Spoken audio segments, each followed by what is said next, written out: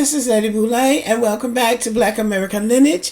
Thank you for your support. Thank you for subscribing to the channel. Thank you for your comments, and thank you for your likes. Thank you for all you do to support the channel. And so, well, interesting things are happening in America. NBC News reports that President Joe Biden drops out of 2024 presidential race. Biden, after a 5-decade career, faced a reckoning over his age and his ability to defeat Trump. He endorsed Vice-President Kamala Harris as his party faces a historic effort to replace him. And even though he endorsed Kamala Harris, it may not be the cakewalk that it looks like it might be, because this comes from News 18. Mutiny against Kamala Harris. Democratic chair says will follow transparent process to pick nominee. AOC says no safe option. So I'm not really sure what they're doing, what they're trying to do. They wanted Biden out so bad. Now that they've got him out, I think we're going to see what hands are at work behind the scenes. Even though U.S. President Joe Biden has endorsed Kamala Harris, with the Clintons following suit, Kamala Harris, the U.S. Vice President, may have to work hard to win over fellow Democrats in order to become the party's candidate against Republican Donald Trump. The Democratic Party will hold a transparent and orderly process to pick a new nominee, the party chair said Sunday after President Joe Biden announced he was dropping out of the White House race. Now, it's no secret that these big Democratic donors do not want Kamala. Now, whether or not they're going to push through to try to get somebody else to run, and who would it be? Who would it be? So it's really going to be interesting to see what they do. Now they're saying they're going to go through a process to pick a new nominee. So clearly they're trying to stir the waters a little bit.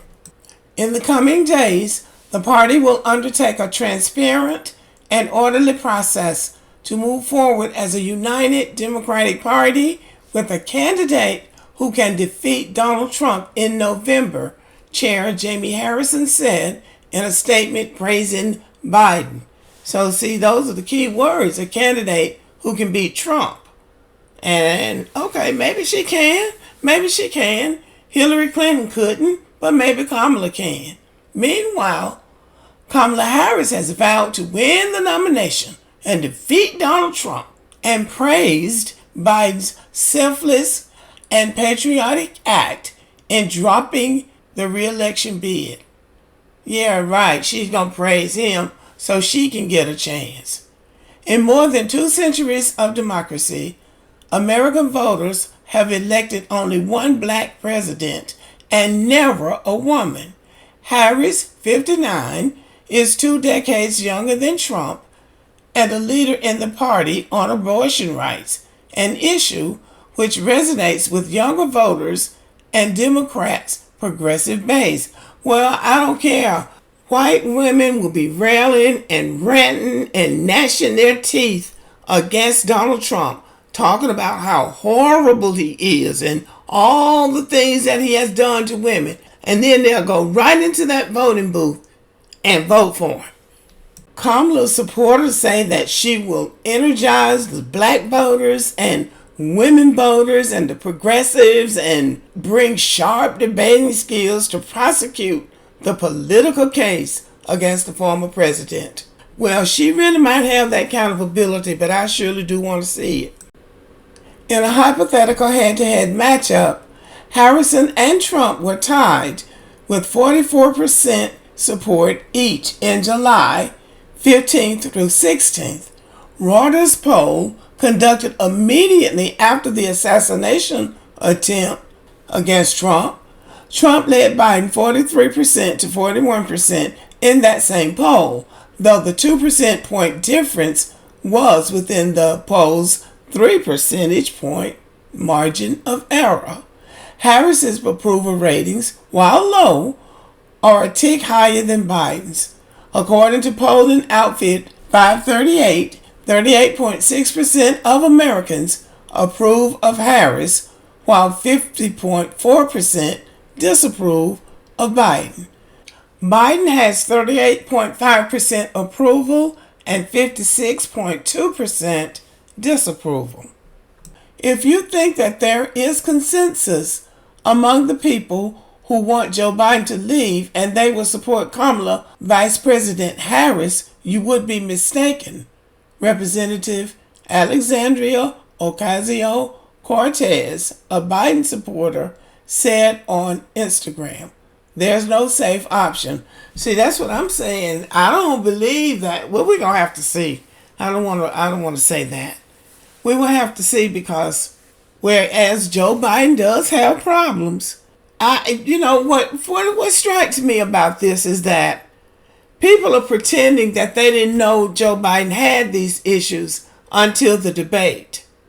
Now, Joe Biden, people around Joe Biden all the time, well, they seemingly haven't put any pressure on him to drop out of the race. But on the night of the debate, all of a sudden, they saw it. I truly believe that people saw this all the time. And even George Clooney, to his credit, did come out and say he saw it 2 weeks ago, 2 weeks before the debate. He said that he really just didn't think Joe Biden was up to the challenge.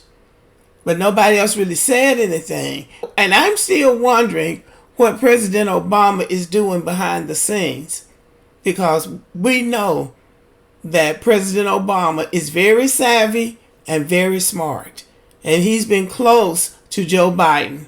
So I just would like to know where he stands on this issue. So they have been successful in pressuring President Joe Biden into dropping out of the presidential race, and now the challenge is on to find a new presidential nominee for the Democratic Party. I would like to know what y'all think about this. What do you think about this? And what do you think about them waiting so late to start pressuring Joe Biden into getting out of the race? And what do you think about Kamala? Do you think that she can beat Donald Trump? Let me know. Okay, y'all. Thank you. Have a good evening.